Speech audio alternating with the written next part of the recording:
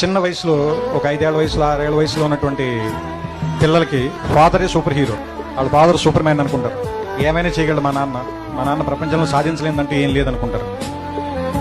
వాడు స్కూల్కి వెళ్ళి వాడికి ఒక 10 ఏళ్ళు అంత వచ్చిన తర్వాత ఇంకా వేరే వాళ్ళు ఇంకా డబ్బున్న వాళ్ళ ఫాదర్లని లేదా ఇంకా బాగా పెద్ద పెద్ద కార్లు ఉన్న వాళ్ళని వెళ్ళి చూసిన తర్వాత మా నాన్న అంత గొప్పడు కాదు, మళ్ళీ మా నాన్నకంటే గొప్పలు కూడా ఇంకా చాలా మంది ఉన్నారేమో అనిపిస్తుంది. అదే ఒక 15 ఏళ్ళు దాటి 18 ఏళ్ళు అవి వస్తున్నప్పుడు నాన్న సిగరెట్ కాల్చదురా లేదా బాగా చదువుకోరా, రాత్రిపూట ఇడ్లీకి ఇంటికి రారా ఇలాంటివన్నీ చెప్పినప్పుడు మా నాన్న ఏంటి బాగా నచ్చదొబ్బుతున్నాడు, చేదస్తాం అనుకుంటాను, మా నాన్నకి సరిగ్గా తెలియదు అనుకుంటా బతకటం, అందుకని ఇలా అయిపోయాడు అనుకుంటాను. వీడికి ఒక 20 ఏళ్ళు 25 ఏళ్ళు వచ్చి ఒక అమ్మాయిని పెళ్లి చేసుకున్న తర్వాత ఒక ఫ్లాట్ రెంట్కి తీసుకోవటం, ఉద్యోగం చేయటం, నెలాఖరికి వచ్చేసరికి అప్పులు చేయాల్సి రావటం, బిల్స్ కట్టాల్సి రావటం. ఇలాంటప్పుడు నాన్న మనం మరీ అనుకున్నంత వేస్ట్ ఏం కాదనుకుంటే బాగానే మేనేజ్ చేసినట్టున్నాడు 4 పిల్లలు, కానీ మనకి దీనమ్మ ఇంకా ఒక్కడిని కూడా కనకుండానే ఇంత కష్టంగా ఉంది మనకి అనిపిస్తుంది.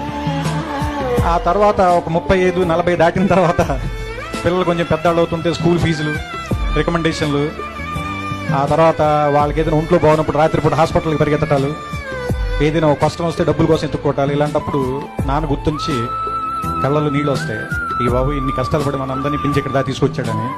కానీ మనం అది చెప్పేసరికి చాలామంది నాన్నలు ఉండరు, చచ్చిపోతారు. అందుకని నా ఉద్దేశం ఏంటంటే నాన్న బతికుండగానే మనం అందరం థ్యాంక్స్ చెప్తాం.